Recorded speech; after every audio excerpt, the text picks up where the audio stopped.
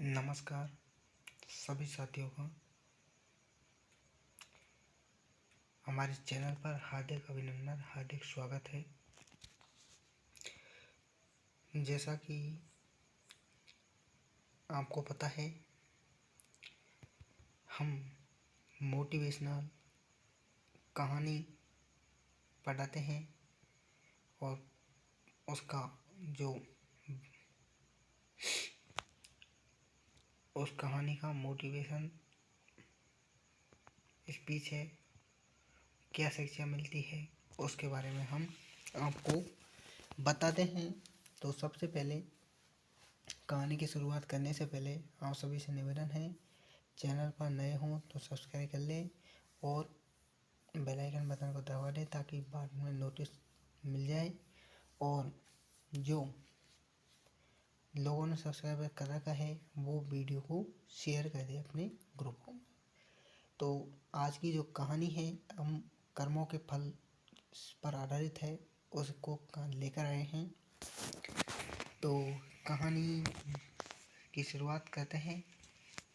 तो ऐसा होता है कि एक बार शंकर जी और पार्वती जी भ्रमण पर निकले हुए थे।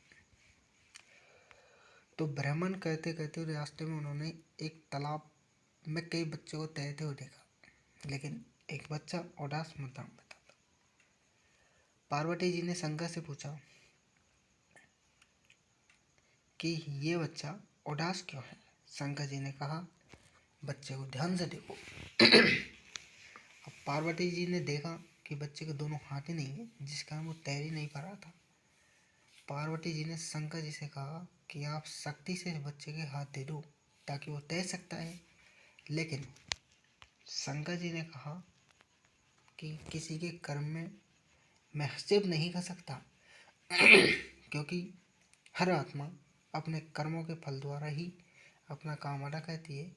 लेकिन भगवान भोले, जिन शंकर जी को भगवान भोले भी कहते हैं, तो भोले हैं वो, तो वो पार्वती जी हट करती है तो मान जाते हैं और उसके दोनों हाथ दे देते हैं। पार्वती जी ने बार बार विनती की, आखिरकार शंकर ने उसे दो हाथ दे दिए। वह बच्चा पानी में तैरने लगा। एक सप्ताह बाद पार्वती जी और शंकर फिर से वहाँ उस तालाब से गुजरते हैं। इस बार मामला उल्टा हुआ। कैसे? सिर्फ वही बच्चा तैर रहा था और बाकी बच्चे सब बाहर थे। पार्वती ने पूछा, यह क्या? शंकर जी ने कहा, ध्यान से देखिए। देखा तो वह बच्चा जिसको दोनों हाथ दे दिए गए थे, उन जो बच्चों को पानी में डुबो रहा था, इसलिए सब बच्चे भाग रहे थे। शंकर जी ने जवाब दिया कि हर व्यक्ति अपने कर्मों के अनुसार फल भोगता है। भगवान किसी के कर्मों के फेर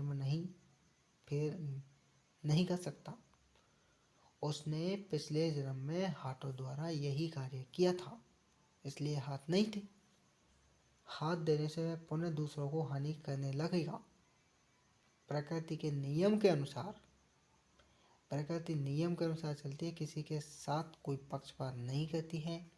आत्माएं जब ऊपर से नीचे आती हैं तब अच्छी ही होती हैं, लेकिन कर्मों के अनुसार कोई अपाहिज है तो कोई भिखारी, तो कोई गरीब, तो कोई अमीर, लेकिन सब परिवर्तनशील है। अगर महलों में रहकर या पैसे के नशे में आज कोई बुरा काम करता है तो कल उसका भुगतान तो करना ही पड़ेगा। किसको? भगवान के लिए।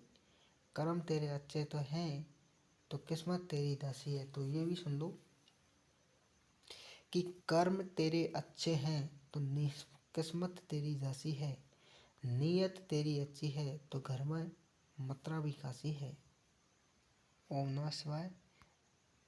और हमारा आज की प्रेरणादायक जो मोटिवेशनल विचार है कि हमारा हर सपना पूरा हो सकता है अगर हमारे अंदर आगे बढ़ने की क्या हो हिम्मत। आज से हमें अपने सपनों को पूरा करने के लिए आगे बढ़े।